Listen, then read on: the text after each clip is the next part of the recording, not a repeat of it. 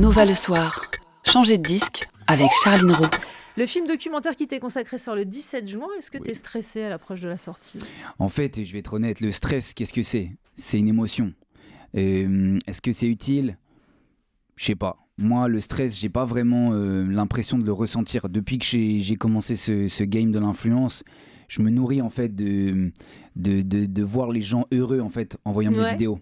Donc en fait là, la seule chose à laquelle je pense, c'est les gens, ils vont voir ce banger, ce biopic sur ma vie, ça va les faire péter un câble. Ils vont devenir, ils vont rigoler, ils vont pleurer. Je vais leur procurer un maximum de trucs. Mon moteur, c'est ça, c'est les autres avant tout. Tu vois ce que je veux dire ? Donc je me permets de poser la question, est-ce que tu as vraiment besoin d'un film qui sort en salle, puisque tu t'es quasiment autosuffisant avec le réseau que tu as ? C'est une excellente question, on voit que tu es une journaliste hors pair. Je te remercie. En fait, je vais te dire un truc, le cinéma, c'est le combienième art déjà ? 7e ? Le 7e. Pour l'instant, les réseaux ne sont pas qualifiés dans les 10 premiers arts.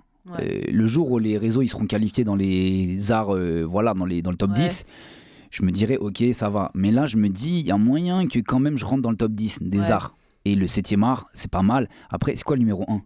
Je ne sais pas. Le numéro 2, 3, c'est. Il n'y a pas un truc. La peinture, bien sûr, évidemment. Après, voilà, le 7e art, c'est que le début. Moi, qui sait, ça se trouve, dans 2 ans, je te fais des sculptures de malade.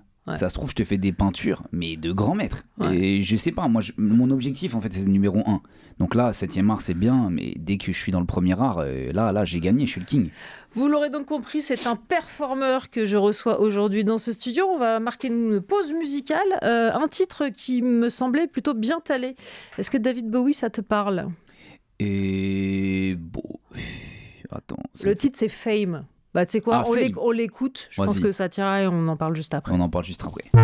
David Bowie avec Fame dans Nova le soir. C'est un titre que j'ai choisi pour mon invité Giacomo, venu nous parler de The Giacomo, un film qui t'est donc consacré, réalisé par Baptiste Drapeau. D'ailleurs, on dit quoi ? On dit biopic ou on dit documentaire ? Qu'est-ce que tu préfères ? Moi, je préfère un film de malade. Un film de malade. Oui. Mais alors pourquoi The devant ton nom ? Parce que en fait, tu sais, c'est The Rock. Mon objectif, moi, c'est d'être un peu comme lui. Donc j'essaye de... C'est un de mes modèles. The Game. Oui, exactement. Tu vois, The Rock Official, donc The Giacomo. C'est un peu dans le game, c'est... The Rock, c'est le mec le plus suivi au monde. Ah oui ? C'est le plus suivi. Ah ouais. Il n'y a pas au-dessus. Ok. Non, il n'y a pas au-dessus, c'est numéro 1. Après, dans le top 10, tu as Cristiano Ronaldo, Selena Gomez, Dua Lipa, machin. Mais The Rock, c'est le mec le plus suivi. Et moi, mon but, là, c'est d'avoir le compte le plus suivi au monde. Donc je suis les traces du grand maître. Ok. Quant au film, il ressemble à ça. Je me présente, je m'appelle Giacomo. Mon objectif, c'est les 1000K en fait. Moi, je suis parti de Amiens, j'habitais tout seul. Mes postes, je les voyais comme des tableaux en fait, de grands maîtres.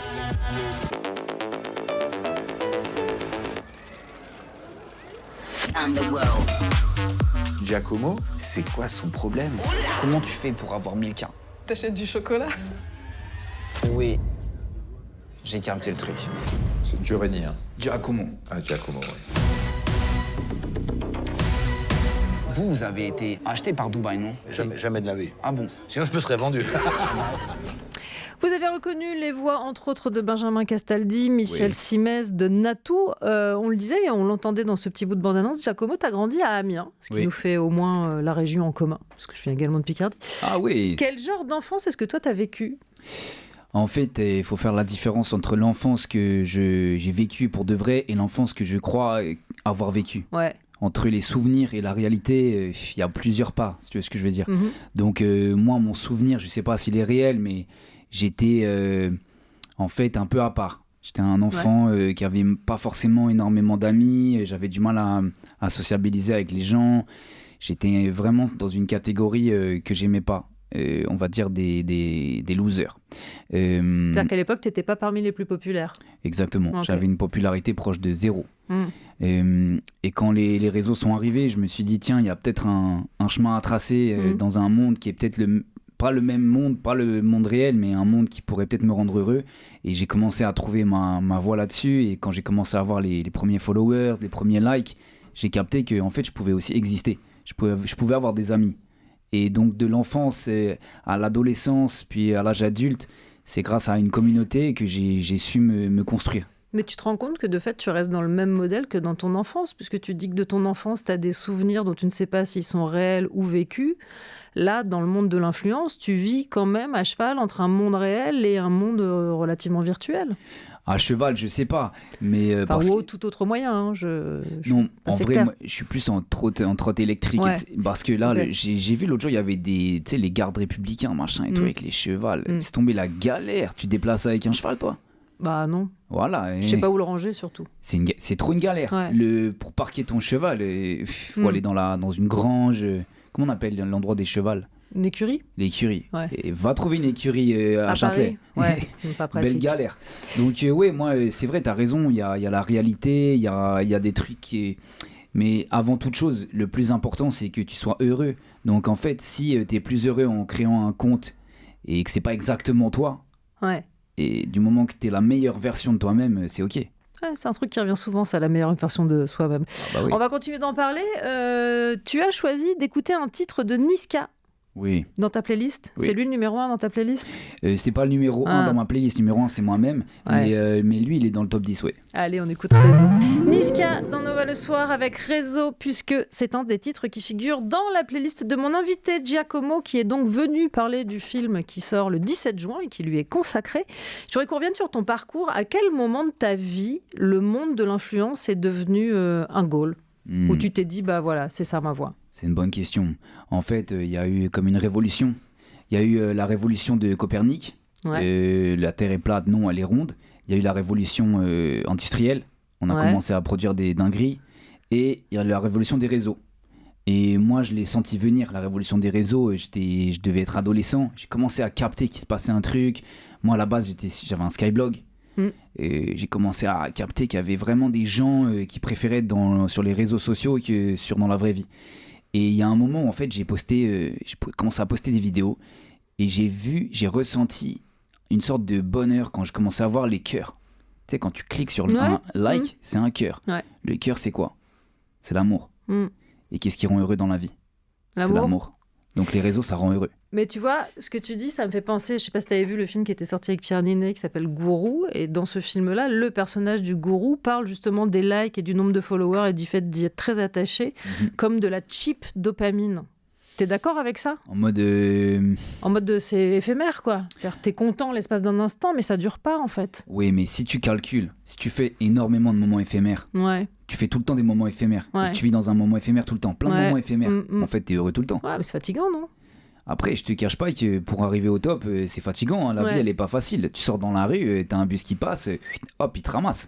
Et si t'as peur de tout, après tu fais plus rien. Donc oui, c'est fatigant, il y a des côtés pas évidents dans ma vie. Ma vie elle est fatigante, je suis à la fois un businessman, un créateur, un influenceur. Après je fais du fooding, du lifestyle, du sport extrême. Il faut être capable de tout faire. Alors, tu parles justement de la multiplication des activités. Je ne ferais pas mon travail correctement si j'abordais pas le sujet qui fâche. La sortie du Happy G, c'est-à-dire un traitement que tu avais commercialisé comme la protéine de l'esprit, et dont les effets n'ont pas été nécessairement ceux espérés. Comment est-ce que tu t'es sorti de ce que je vais appeler un bourbier? Le bourbier, tu dois faire ton travail de journaliste, évidemment, tu dois les gratter, tu t'es un grand reporter, tu dois choper des trucs, c'est normal. Non, mais c'est pas de la malveillance, hein, c'est vraiment pour informer les gens, quoi. C'est normal, c'est ton travail, je capte. En fait, le Happy G, c'est un produit pour te rendre heureux. Et est-ce que c'est être un méchant que de vouloir rendre les gens heureux? Je te pose la question. Non, mais enfin, on dit aussi que l'enfer est pavé de bonnes intentions, donc... Oui, mais enfin bon, l'enfer, c'est une galère, il fait chaud, ça te brûle les pieds, donc t'as beau avoir des bonnes intentions, il fait 100 degrés. Non, en vrai, voilà, j'ai créé ce produit, le Happy G, pour rendre les gens heureux. Après, il y a Michel Simès, le doc, qui avait validé le produit, puis après il a dit ah oui, je sais pas si je le valide. Il a fait un truc un peu voilà, et puis il y a eu un mec qui a fait un petit malaise. Ça arrive dans la vie, parfois t'es fatigué, tu fais un malaise. De là à dire que c'est à cause de moi, bon, après c'est vrai que l'autopsie elle a montré que c'était mon produit qui l'avait rétamé, mais la justice a fait son travail quand même. La justice elle a fait son travail, et c'est vrai, et moi mon travail c'est quoi? C'est de rendre les gens heureux, et on peut tous faire notre travail en même temps, il y a pas de souci. Bon, je sens que j'aurai pas de réponse sur ce dossier. Dans le film, on se rend compte que tu as un parcours qui est finalement assez proche de grands artistes américains qui ont eux-mêmes eu droit à leur biopic. Je parle des Ray Charles, des Johnny Cash, dans Walk the Line, de Freddie Mercury, dans Bohemian Rhapsody. C'est le même genre de parcours, c'est-à-dire ascension, succès, chute, rédemption. Est-ce que tu t'envisages comme ce genre de star américaine quand il y aura leur biopic ? T'as tout capté. Le premier dans le tas, tu m'as dit Freddie Mercury. Ouais. Lui, il était dans Queen. Queen. Ok. Et Queen. Queen, tu vois la chanson ? We are the champions. Ah, c'est lui qui a fait ça. Ouais. Bah exactement. Moi, je me vois. En fait, à la base, un des premiers influenceurs, c'était Jésus. Tu vois, c'est le mec qui a commencé à influencer les fidèles machins, etc. Ouais. Et s'il il avait y avait plus de 1000 cas, je crois. Hein. Bah malheureusement pour lui, il n'y avait pas les réseaux. Ouais. Donc on peut pas savoir. Mais s'il y avait eu TikTok, mais le mec, il aurait fait des dingueries. Il aurait été hyper suivi, machin. Donc je me vois avant tout comme une sorte de, pas de prophète, mais il y a quoi au-dessus de prophète ? Je sais pas.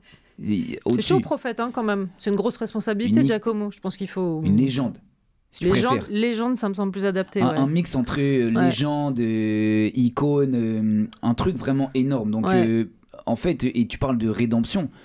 Tu sais, la rédemption, ça veut dire quoi en fait ? Ça veut dire de revenir à l'endroit où tu dois être, c'est-à-dire de te faire pardonner pour les erreurs que tu as pu commettre et de retourner au top, en l'occurrence en ce qui te concerne. Oui, après, j'espère que... Là, pour l'instant, j'ai pas de rédemption. Là, je suis au sommet. Et j'espère que ça va continuer à monter jusqu'aux étoiles. D'ailleurs, tu sais, maintenant, il y a Pesquet, là, il va retourner dans la Lune. Ah. Tu vas être de l'équiper ? Je lui ai envoyé des DM sur Insta, il a pas encore répondu, m'a mis en vue.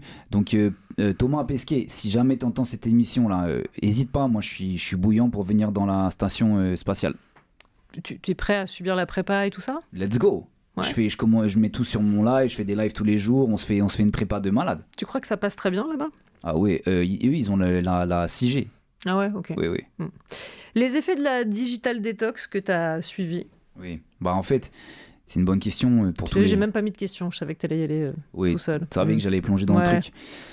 Digital detox, ça veut dire détoxer de la digitale. Donc d'arrêter les réseaux, d'arrêter le téléphone pendant un instant, parce que toutes les bonnes choses, quand tu les fais trop, elles peuvent te faire mal. Ça, c'est sûr. Ouais. Et donc le téléphone, moi, tu sais, tu peux regarder dans les réglages combien d'heures tu passes. Devine sur 24 heures combien d'heures je passais. 24. 24, exactement. J'avais atteint le maximum. C'est-à-dire que je quittais plus le téléphone. Et il y a un moment où, je te cache pas que c'était vraiment dur. Et j'ai eu la docteure, elle m'a dit c'est un sevrage. Donc j'ai mis le téléphone à l'écart et ça m'a fait revivre. Il y a eu un moment où j'ai l'impression que en fait c'est quoi le monde réel ? J'avais perdu les pédales en fait. T'es repassé à combien d'heures de téléphone par jour ? Là je suis à 21. Je suis désolé, je fais question de daronne, mais ça me semble important. À 21. Là, c'est beaucoup quand même. 21. C'est beaucoup mais c'est moins. Ça fait que j'ai quand même 3 bonnes heures dans la journée où j'ai pas le tel. Okay. C'est pas si mal. On passe à la musique. Voici un titre qui a connu un énorme succès, notamment grâce à TikTok. Doja Cat, ça te parle ? Doja Cat, le chat ? Ouais, pas vraiment. Mais enfin, en tout cas, la chanson, t'as forcément fait une choré dessus à un moment ou un autre. Okay. Say So. Toujours en compagnie de Giacomo, on écoutait Bad Bunny et j'ai choisi cet artiste parce que j'avais cette question à te poser. Un show de type mi-temps du Super Bowl. Tu te sentirais capable ? Parce que tu fais de la musique aussi, toi. Moi, je suis capable. Est-ce que eux, ils sont capables ? À me je recevoir. ne sais pas. C'est ça le truc. Tu parles bien anglais ? Oui, couramment. Ok. Oui, ce serait quoi tes premiers mots, par exemple, à la mi-temps du Super Bowl ? Ok, j'imagine 2 secondes. Là, je suis en. Mets-toi en condition. Ok, je suis au milieu du truc. Là, je viens de faire un son. Oui. Let's go, guys. C'est le G. Comment tu dis c'est le G en anglais déjà ? It's the G. It's the G. So, guys, let's go. Comment tu dis après venez, on va faire des dingueries. Come on. I'm going to do some crazy stuff. Come on, on va faire des crazy stuff. Mais plus dinguerie. Crazy, c'est pas assez. Une dinguerie, comment tu dis une dinguerie ? Insane. Ok, guys, insane, let's go. Comment tu dis balek ? I don't give a fuck. Come on, guys, let's balek, give a fuck, let's do it. Enfin, tu vois, je mettrai... Après, si je suis devant la foule, je trouve les mots. Ouais. En fait, moi, je pense que t'es prêt. En contact avec eux. En fait, je m'adapte aux gens. S'il y a une vieille dame dans la foule, ici, je vais oh, lady. S'il y a un petit, je dis oh, le boy. Tu vois, je m'adapte, c'est ce que je vois. Si je vois un pigeon, oh, pigeon. Si je vois, je sais pas, il y a quoi d'autre dans le stade ? Des ballons, des joueurs. Ouais, player. Je vais créer une ambiance avec ce que je vois de mes yeux. Là, c'est trop dur. J'ai pas le stade, j'ai machin. Mais Bad Bunny, il m'a inspiré. J'ai trop envie de faire l'équivalent de ce qu'il a fait là. Il a chanté en espagnol, c'est une dinguerie. Moi je vais le faire en italien si j'y vais. Évidemment. Tu vois. Merci beaucoup Giacomo d'être passé par ce studio. Je crois que tu as des obligations. On m'a dit que tu devais... t'as un vol, c'est ça ? J'ai mon jet là qui est en bas de la radio. Il faut que je retourne à Dubaï. Et je dois tracer, je suis désolé. Il n'y a pas de souci. Merci beaucoup d'être passé. Merci à vous, ça fait plaisir. On va marquer une courte pause et on se retrouve dans un instant avec Xavier Lacaille. Bienvenue ou re-bienvenue. Je ne sais pas dans quel ordre vous prenez l'émission. On parle aujourd'hui du film de Giacomo qui sera dans les salles le 17 juin. C'est un film réalisé et coécrit par Baptiste Drapeau, mais aussi Jean-Christophe Brianchon, Mauricio Carrasco et Xavier Lacaille qui nous a rejoint dans ce studio.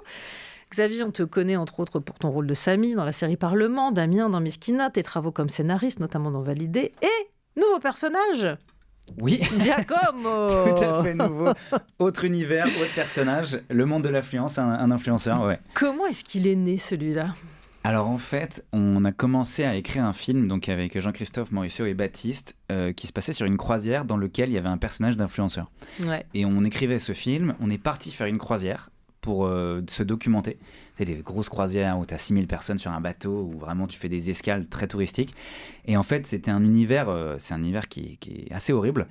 Et on passait un mauvais moment. Donc c'était pour le film, on se documentait, machin. Et en fait, on a créé le personnage parce qu'on n'en pouvait plus de cet endroit. Ouais.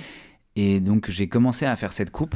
Et on a commencé à créer un compte Instagram. Et on a commencé à faire les cons durant cette croisière. Et tout le monde sur cette croisière a cru au personnage. Ouais. Et le personnage de Giacomo est né et tout le monde, donc Giacomo est devenu une petite star sur cette croisière pendant la semaine.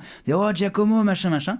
On s'est rendu compte que le personnage était crédible et qu'il se passait des choses. On s'est dit ok, en fait on va faire un film sur ce personnage. On a notre productrice Margot Marciano qui a cru à ce projet et on est parti tourner à l'arrache, avenue Montaigne, donc l'avenue où tu as tous les magasins de luxe à Paris. On s'était dit, tiens, Giacomo essaye de rentrer dans des magasins et on voit ce qui se passe. Et en fait, il se fait refouler. Enfin, je me fais refouler en personnage vraiment de manière ultra méprisante. C'est-à-dire que vraiment, on ne peut pas rentrer. Je suis désolé, monsieur, c'est pas possible. Et on se dit, ouais, c'est fou le mépris social. Et en fait, à un moment, je trouve dans une poubelle un sac Gucci. Donc le personnage on avait placé le sac, c'était pas par hasard, tu vois, mais le personnage regarde, essaie de trouver un sac et il finit dans la poubelle. Donc il y a une image de lui qui est dans une poubelle, il trouve le sac Gucci, on retourne dans un magasin de luxe et on me laisse rentrer.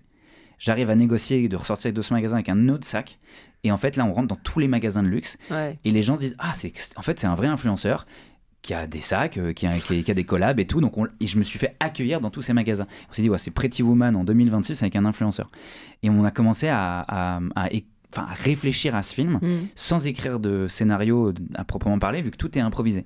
On a des idées. Ouais, parce que c'est ça. Alors la forme est celle d'un documentaire. On a le droit de le dire. On a le droit, c'est légal. Voilà. Le documentaire. Pour ceux qui suivent l'émission depuis le début et qui se disent tiens, le timbre me semble relativement commun entre le jeune homme du début de l'émission et celui qui vient d'arriver. A priori, tout est normal. Eh oui.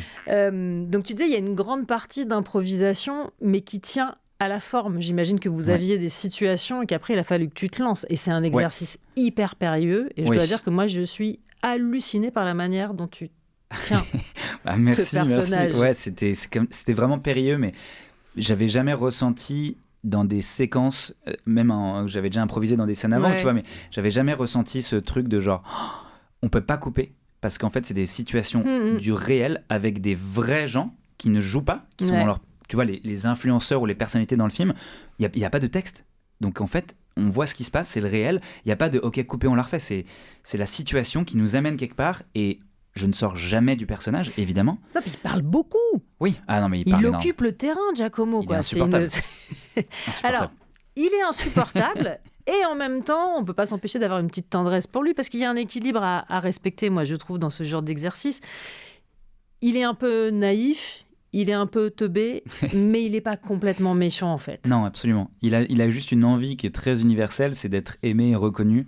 Et les réseaux sociaux, c'est un grand accélérateur de ce besoin-là. Donc en fait, on parlait de dopamine, effectivement, tu postes un truc, tu as juste envie de voir qui a liké, combien de personnes ont liké. Et même des gens juste qui ont Facebook, tu vois, ils postent une photo de leurs vacances, ils sont heureux de voir que y a un collègue, une amie, une cousine qui a liké la photo et ça crée ce espèce de plaisir hyper éphémère. Et Giacomo, en tant qu'influenceur, c'est une espèce d'accélérateur de tout ça, et on pousse les curseurs pour incarner un truc qui est ce besoin de reconnaissance et cette capacité qu'ont les réseaux sociaux de créer et de mettre en scène le réel, tu vois. Et même un post LinkedIn, tu vois, quand tu vois des gens, regardez mon profil, a priori, c'est que je travaille trop bien, quoi. Mais non, mais je pense que vraiment, il y a un truc, tu vois, et même la manière dont les gens se mettent en scène, quoi. De toute façon, l'exploration de la faille narcissique, c'est un puissant fond pour fédérer les gens. C'est en ça que tu le rends identifiable, en Absolument. fait. Absolument. Tout le monde s'attache à ce truc-là. Parce que le film est fort dans la mesure où il intéressera les gens qui sont passionnés par le monde de l'influence, comme il passionnera aussi les gens qui n'y connaissent strictement rien. Bien sûr. Et je flèche la personne qui te parle.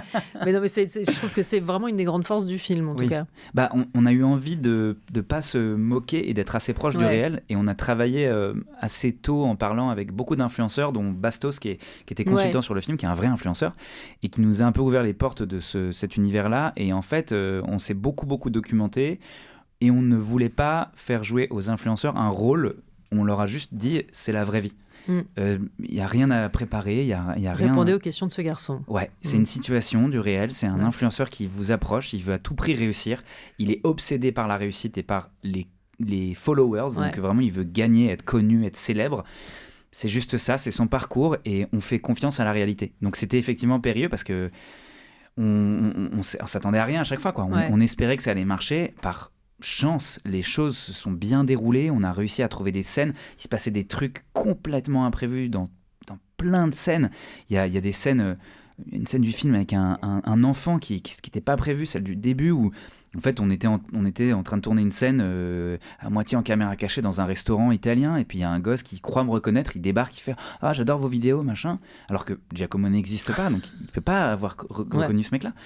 Mais en fait, il veut être influenceur, donc il me dit « Je veux être influenceur », et en fait, bon bah on y va. La scène est là, la scène est là, et ça c'était tout le temps. Donc, quand on tournait, c'était constamment des choses imprévues et en fait la caméra était même pas cachée, mais aujourd'hui tout le monde se filme tout le temps, ce qui fait que la caméra est invisible. C'est une grande aide dans ce genre de situation. On poursuit la conversation sur Giacomo et sur pas mal d'autres choses, mais on découvre avant la playlist de Xavier Lacaille, puisqu'on a découvert en partie celle de Giacomo. Tu as choisi d'écouter Eminem avec Stan. Pourquoi est-ce que tu as choisi ce film cette chanson? À cause du clip. J'avais vraiment le clip en tête. Pourquoi est-ce que tu as choisi ce incroyable. titre? En fait, je me suis dit, tiens, c'est quoi mes premiers souvenirs de musique? Et c'était j'avais un baladeur mini-disque. Et donc, je me souviens d'acheter dans un magasin le mini-disque du single Stan de Eminem. C'est mon premier achat. J'étais en 6e, on est en l'an 2000. Et je me souviens il y avait les paroles. Tu tournais le truc, il y avait les paroles écrites. Et donc, je lisais les paroles en écoutant ça. Et c'était un single. Et tu n'avais pas à l'époque de streaming. Donc, en fait, tu écoutais en boucle. Et j'écoute en boucle. Et j'apprends les paroles. Et je rappe dans ma chambre à 10-11 ans. Et je commence à découvrir la musique à travers ça, quoi. Et effectivement, il y a eu à l'époque des clips qui étaient mémorables. Et on se souvient de ces clips. Et c'était un des premiers souvenirs où vraiment je me dis, tiens, je me suis acheté le CD. J'écoute en boucle, j'apprends les paroles et je le chante. Angus and Julia Stone, Big Jet Plane dans Nova le soir, puisque tel est le choix de Xavier Lacaille. Pourquoi ce titre ? J'ai découvert Angus and Julia Stone et j'ai été bercé par leurs premiers albums. Et en fait, le tout premier court-métrage que je fais, c'est sur cette musique-là. Et donc, je filme une amie à moi dans Paris. C'était il y a, je sais pas, peut-être une quinzaine d'années. Et c'est la première fois que j'ai une petite caméra et je filme une amie dans Paris, et ensuite je fais sur le banc de montage, donc ça devait être iMovie ou je sais pas quoi, vraiment, et je monte ce truc sur cette chanson et ça devient un court-métrage qui est une sorte de clip de cette chanson. C'était mon tout premier court-métrage. Je pense que ça n'avait absolument... ça devait être extrêmement maladroit. Je me souviens que j'ai mis du sépia dans les couleurs, j'ai fait des effets de montage catastrophiques. Vraiment, je découvrais le truc. J'étais trop fier de ça. Et du coup, cette chanson est restée gravée. Pour te présenter, j'ai cité la série Parlement, j'ai cité la série Miskina. Je peux ajouter aussi ton rôle dans le film d'Émilie Noblet, Bis Repetita. On parle aujourd'hui de Giacomo. Est-ce que tu ne serais pas lancé dans l'exploration de ce que je vais appeler les rêveurs un peu hors sol ? Une sorte de ligne directrice un peu. C'est joli, c'est très Ils juste. le sont tous un peu. Oui, t'as raison, c'est vrai. Même Giacomo dans sa démesure a un truc un peu de... Et complètement hors sol, t'as raison. Non, c'est chouette parce que j'aime bien l'idée d'être un peu hors sol. Dans des films ou des séries qui sont, elles, au contraire, hyper ancrées dans le réel. Ouais. Tu vois, même Bis Repetita, c'est vraiment un film qui parle de l'éducation aujourd'hui et de comment est-ce que ça nous... en l'occurrence, le latin... Pour ceux qui ne l'auraient pas vu, t'es prof de latin, qui est capable de chanter en latin, qui ne vit que par le latin et par un voyage scolaire qu'il est amené à faire avec ses élèves. À Naples, il est obsédé par le latin. Et j'aime bien, moi, les sujets hyper réalistes, mais traités avec ce truc un peu hors sol et cette espèce de poésie ou de métaphore, c'est un truc qui me parle beaucoup, ouais.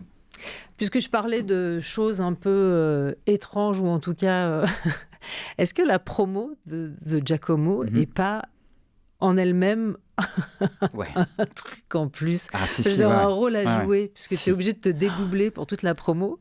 Ça fait un certain temps que tu le fais maintenant. Oui.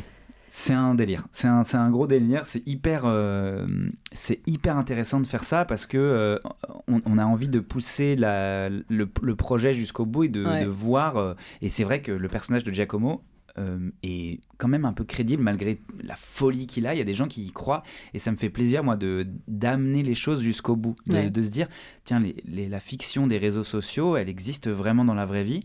On peut y croire et c'est vrai que c'est de la mise en abîme et moi j'ai toujours aimé ça, de voir comment est-ce que la fiction et la réalité s'entrebriquent, j'allais dire, non, s'entremêlent. S'imbriquent. Mais moi j'aime bien l'idée de créer s'entrebrique. S'entrebriquer. Allez hop, dans le dico. Comment est-ce que fiction et réalité se confrontent et créent quelque chose, quoi. Mais alors, est-ce que tu vas pas être content de le lâcher en cours de route, Giacomo, là, parce que ça fait quand même un petit bout de temps. Si, il y a un moment. Moi, j'ai l'impression que tu as 2 cerveaux, vraiment. J'ai l'impression qu'il y a un cerveau et demi, personnellement, mais non, ça va être tout drôle de lui dire au revoir. Après, il va me manquer et il va me manquer. Il y a quand même quelque chose il y a un attachement. Pour le découvrir, ce Giacomo, ce sera donc dans les salles le 17 juin. On poursuit en musique. Tu as choisi d'écouter Vieux Farkat Touré avec Fafa. Même punition que pour les autres titres. Pourquoi celui-là ? Parce que c'est ma mère qui m'a fait découvrir cet artiste quand j'étais adolescent. Et c'est la première fois que ma mère me faisait découvrir quelque chose que je connaissais vraiment pas du tout, qui était pas quelque chose c'était un album qui venait de sortir, je crois, celui-ci, ça doit être 2006, un truc comme ça. Et j'ai adoré ce son et on l'écoutait énormément à la maison. C'était un morceau et cet album, on le partageait avec ma mère à l'époque et en plus c'est très réjouissant. Et j'ai découvert la guitare à travers cet artiste aussi. J'ai commencé à faire de la guitare après. Californication, les Red Hot Chili Peppers, dans la playlist de Xavier Lacaille. Très éclectique cette playlist. J'aime bien passer du coq à l'âne, ouais. Alors, là, je vais pas te demander pourquoi ce titre, mais pourquoi ce titre-là dans toute la disco des Red Hot Chili Peppers ? C'est-à-dire que tu as pris vraiment une balade, pour le coup. Ouais, les Red Hot, c'est vraiment... moi, c'est un des groupes qui m'a le plus bercé quand j'étais plus jeune. Et beaucoup des albums, donc celui-ci et les albums qui ont suivi, étaient très mélancoliques. Ouais. J'avais adoré, moi aussi, My Friends... Et je le dis avec l'accent vraiment comme un connard. Celui qui était sur One Hot Minute. Pardon, excuse-moi, je connais les titres. Exactly. Ouais. Et oui, non, c'est un morceau, j'avais adoré le clip et je l'écoutais en boucle et j'avais une fascination pour la Californie, pour les États-Unis et la Californie. Et je rêvais d'être ce gars-là, quoi. Je rêvais de faire de la guitare en Californie. Et donc Californication, c'est la californication, quoi. Et ça incarnait quelque chose qui me fascinait. On va marquer une courte pause et dans un instant, je te proposerai quelques extraits de fiction savamment choisis. Je ne vais pas dire que c'est que des documentaires, mais en tout cas, ce sont des fictions qui font quelques petits arrangements avec la réalité. Je te laisserai les identifier et éventuellement m'en dire un mot. Okay. Et tout ça, ce sera juste après la pub. Ezra Collective passe à nous avec Only Love dans Nova le soir et toujours en compagnie de Xavier Lacaille. Je te le disais juste avant cette pause. On a préparé quelques petits extraits de fiction avec Melvin. Pas forcément des documentaires, mais en tout cas des choses qui parodient gentiment la réalité. Je te laisse éventuellement les reconnaître et m'en dire un mot si elles t'inspirent. Bon, je sais qu'il y en a 2 dans le tas qui t'inspirent. C'est parti. Bien sûr. Il y a un indice dans les premières secondes. Tout de suite, on voit le nom du personnage. Borat. Cultural Learnings of America for Make Benefit Glorious Nation of Kazakhstan, sorti il y a déjà 20 ans. 2006. Ça m'a mis un coup de pelle de voir ça. Ouais, pareil. Alors Borat, c'était donc là pour le coup un documentaire dans lequel Sacha Baron Cohen incarnait ce reporter du Kazakhstan. Hors sol, Totalement. on peut le dire. On peut dire, ouais. On va dire à la sexualité relativement débridée ou en tout cas avec tu le dis bien. quelque chose de plutôt offensif corporellement, je dirais. Ouais. Et dans tout son comportement. En quoi est-ce que ça a été une inspiration, j'imagine, pour absolument. de Giacomo ? En fait, Borat était une inspiration pour ce film, mais était une inspiration quand il est sorti, parce que le parcours de Sacha Baron Cohen m'avait intéressé. C'est un mec qui faisait de la philosophie à Cambridge et qui adorait la philosophie appliquée dans les films. Et je trouvais ça sublime de pouvoir vraiment avoir un discours aussi fort et critique sur la société américaine, tout en faisant une comédie aussi délirante et absurde, et tu peux presque ne pas voir le message tellement il part dans des situations dingues. Et je me suis dit assez tôt quand il est sorti, le pouvoir de la fiction et de la comédie, oh là là, d'accord, donc là on peut vraiment raconter quelque chose de très très très très fort avec une comédie. Et ce gars qui est très radical a été très inspirant. Et pour Giacomo, effectivement, on s'est dit tiens, comment est-ce que si Borat s'emparait de l'influence aujourd'hui, quelles seraient les situations un peu folles auxquelles il aurait pensé, quoi. Et c'était cette base-là. Après, nous, on s'est aussi inspiré de... Hop. Ah, faut pas le dire. Hop. Très bien. Je suis quasi persuadée qu'on l'a pas très loin après. Okay. Un autre extrait. This work is more of a film. Yes, very more movies. Right, movies, yeah. Okay, well, it's great.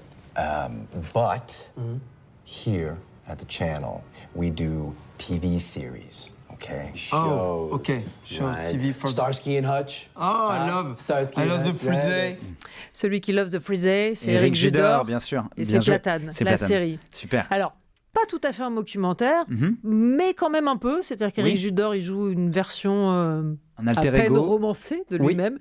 Je sais pas, est-ce que ça fait partie des séries que toi t'as aimées, qui ont pu avoir une influence quelque part ? J'ai adoré Platane. C'était une petite révolution en France. Je crois que ça a presque maintenant 15-20 ans, Platane. Non, ça suffit. Non, Borat ne peut pas avoir 20 ans, Platane ne peut pas avoir 15 ans. Non, c'est vrai, c'était avant-hier. C'est bizarre. Non, mais ouais, c'était genre vraiment comment est-ce qu'on francise un genre américain et avec beaucoup de talent, et c'était c'est le début en fait du 26 minutes aussi en France, avec un style qui est en plus celui de Éric Judor, qui est très très drôle, très, très à lui, avec la poésie de son personnage, de son clown naturel. Ouais, c'était on n'y a pas pensé en faisant Giacomo, mais c'est vrai que c'est une série qui était mais avec de vrais artistes jouant leur propre rôle. Alors, absolument. Bon, pour le coup, un peu décalé. Ils n'étaient pas en improvisation. Il y avait vraiment un texte et ils avaient des situations à jouer. Mais c'est vrai que je pense qu'il y a eu quand même de l'impro. Connaissant de très loin le travail d'Éric Judor, je me dis il y a dû avoir beaucoup d'impro quand même, mais peut-être que je me trompe. Mais en tout cas, oui, c'est ultra inspirant. Extrait suivant. I'm just fucking stuck in this ridiculous c'est celui-là. C'est celui-là. Celui-là, c'est I'm Still Here de Casey Affleck avec Joaquin Phoenix. Donc pour ceux qui ne l'auraient pas vu, pour le coup, là, c'est un documentaire dans lequel, si mes souvenirs sont bons, Joaquin Phoenix annonce qu'il veut arrêter le cinéma. C'est ça. Pour devenir rappeur. Exactement. Et Casey Affleck filme tout ça. Et c'était incroyable parce que personne ne le savait, tout le monde y croyait vraiment. Et Joaquin Phoenix, qui est vraiment un acteur studio et qui avait déjà une carrière, a vraiment arrêté ses projets cinématographiques et été invité dans des émissions. Et il disait vraiment qu'il arrêtait ça pour créer un album de rap. Et il y a eu un moment très particulier. Il était invité dans un grand talk show américain. Et c'est un moment de gêne, mais époustouflant, où il est un peu glauque, il est vraiment très sincère. Il est dans l'acteur studio. Donc en fait, le présentateur, je crois que c'était David Letterman, qui est super gêné, il n'arrive pas à s'en sortir et tout le monde y a cru, et je me suis dit waouh, il est allé au bout du truc, quoi. Et puis il y a un truc très méta, parce que pour le coup je ne choquerai personne en disant que Joaquin Phoenix, c'est de manière générale, même hors ce genre de promo, n'est pas un bon client en interview. Donc là, ça a ajouté de la gêne à de la gêne. Ah ouais, complètement. Ah, t'as raison, mais c'est vrai. C'est même difficile à regarder, moi, je trouve. Ah ouais, c'est horrible. Horrible. Ah ouais, c'est très dur à regarder. Ouais. Moi, je serais incapable de me retrouver là-dedans. Dès que je vois l'interlocuteur qui est mal à l'aise, que tout le monde est mal à l'aise, je me dis wow. c'est des petites boules dans le ventre, un peu. Des immenses ballons dans le ventre, quoi. On va continuer d'explorer ces quelques extraits juste après la musique. Tu as aussi choisi d'écouter La Baie siffrée avec Bless de Téléphone. Ouais, sublime. Ouais. J'adore la Bicifré, j'adore ses interviews, j'adore ses morceaux et j'adore comment il parle de son époque et comment il raconte comment il a trouvé cette chanson. Et les paroles sont toutes simples et elles sont sublimissimes. Crystallize the XX qui était donc à l'affiche du festival Wheel of Green dimanche. Tout ce que je peux vous dire, que c'est dans ce studio, quelqu'un a possiblement eu de grosses émotions devant ce concert et ce n'est pas moi. Ça, Melvin, c'était bien? Oui, j'ai pleuré. Melvin qui réalise cette émission est fan de The XX. Non, moi j'ai adoré le concert aussi, mais je crois que quelqu'un était plus ému que moi. Ah ouais, je comprends, c'est partagé. Toujours en compagnie de Xavier Lacaille. Avant qu'on ne poursuive ce petit jeu d'extrait, je voulais te lire la bio qui te concerne sur Allociné, parce que j'adore l'introduction. Okay. Échaudé par des études de droit, Xavier Lacaille décide de poursuivre une voie plus artistique en se formant à l'écriture de scénarios à la Fémis. Ça me fait penser à ce que tu disais il y a un instant de Sacha Baron Cohen. Tu vois ce que je veux dire ? De la philo à... J'aime le échaudé par des études de droit. Alors, ça veut dire quoi exactement, échaudé ? C'est-à-dire pas déçu, mais en tout cas refroidi. Quoi. Enfin, j'ai échaudé comme refroidi, c'est vraiment l'inverse. Alors mais bon, c'est pas vrai du tout. J'ai pas du tout été échaudé, au contraire. J'étais passionné par les études de droit. Moi. J'ai trouvé ça... C'est peut-être moi qui ai la mauvaise définition du mot échaudé, mais dans mon esprit... C'est peut-être que j'ai dû... peut-être que j'ai dû dire à un moment que c'était... Non. T'es attentif aux bio ? Que ce soit sur Wikipédia, sur Allociné, Très attentif. Tu modifies toi-même les trucs? Ah non, à la mienne, tu veux dire? Non, je suis attentif au parcours. De manière générale, j'adore par exemple les bios de Stefan Zweig et notamment Magellan. Et c'est vraiment, j'adore lire les parcours des gens, qu'est-ce qui les ont amenés à aller là et à créer des récits dans le récit, quoi. Ah, c'est pour ça qu'en fait il fait ça aujourd'hui, c'est qu'il a vécu ça dans son enfance et qu'il y a eu ça, machin. J'adore Moi j'étais beaucoup plus prosaïque dans ma question. La question c'est est-ce que tu te googlises, est-ce que tu regardes ce qui est écrit sur toi sur Wikipédia, sur Allociné, moi je suis très dans The Giacomo. Je suis très sur les gens qui se... Non, pas spécialement. Non, pas spécialement. C'est pas une obsession. Tu préfères les bios des autres, donc. Ce qui est plutôt une qualité, ce qui est plutôt rassurant a priori, Xavier. Il reste 2 extraits à identifier et à commenter si tu le souhaites. On va débuter avec celui-là. Nous sommes une équipe de télévision et nous effectuons un reportage sur les vieilles personnes et la solitude dans les grandes cités. C'est arrivé près de chez vous de Rémi Belvaux, André Bonzel et Benoît Poelvoorde.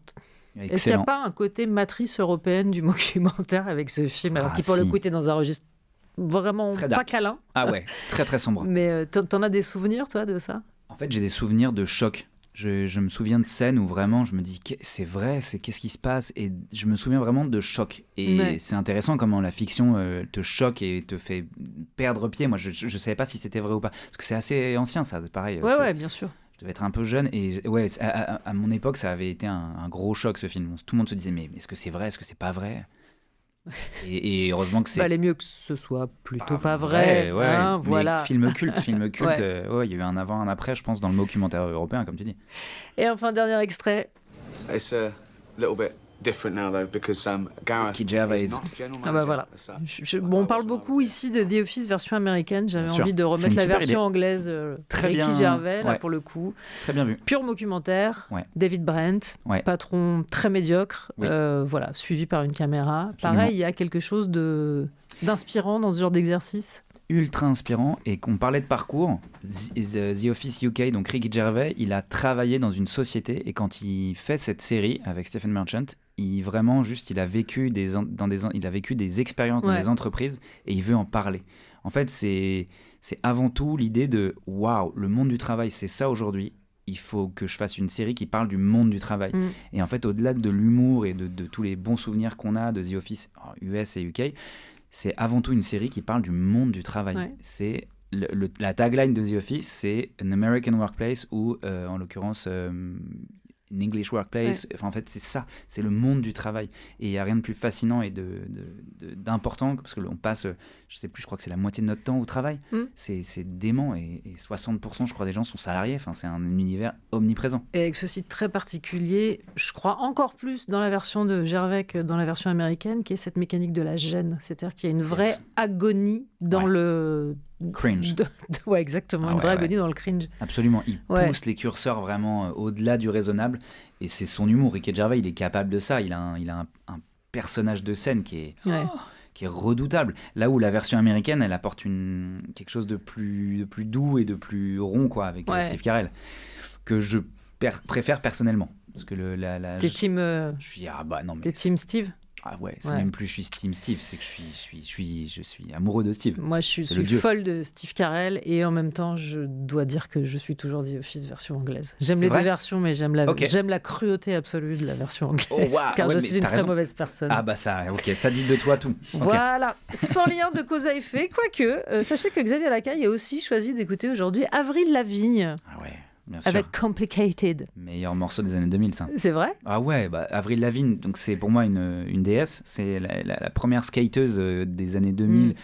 J'étais fou amoureux d'elle. J'étais fou amoureux d'elle. Je pensais à elle, je me suis mis au skate pour elle.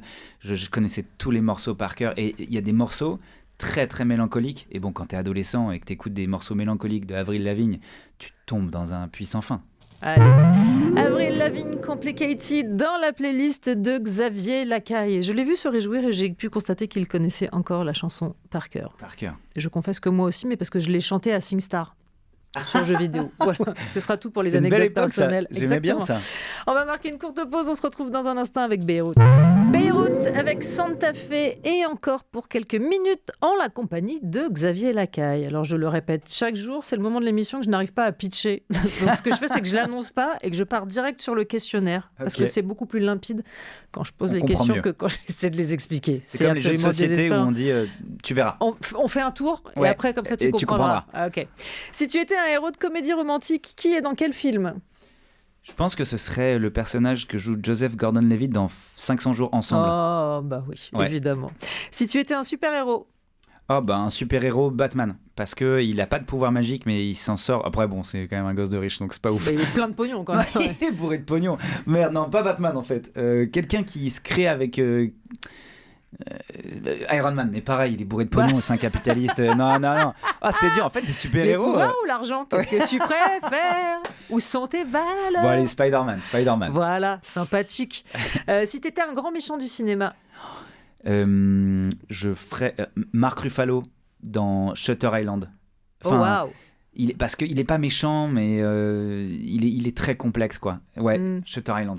C'est compliqué de trop en dire, parce que sinon on spoil pour les gens qui n'ont pas vu le film. Regardez-le. Absolument. Si c'était un policier mythique du cinéma ? Je pense que je serais le policier de Y a-t-il un flic ? Ah, vraiment, il est dans l'avion, là. Ok, très bien. Si t'étais un héros de film d'action ? Je pense que je serais...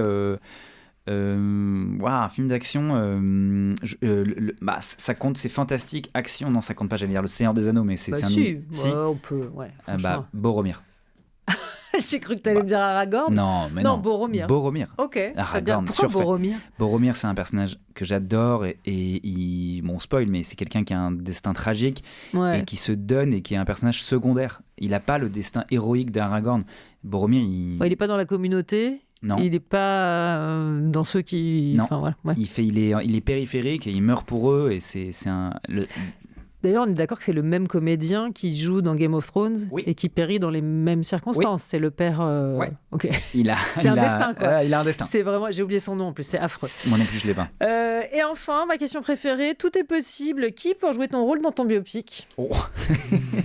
Un biopic sur moi aujourd'hui. Comme tu veux. T'es à la tête du... Sean Bean. Sean Bean, le comédien, pardon, excuse-moi. C'est Sean Bean.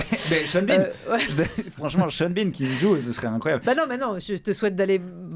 Je te souhaite pas que ce soit lui qui le joue, parce que ça voudrait dire qu'a priori, le destin va pas être ouf, Xavier. Je vais dire Elijah Wood.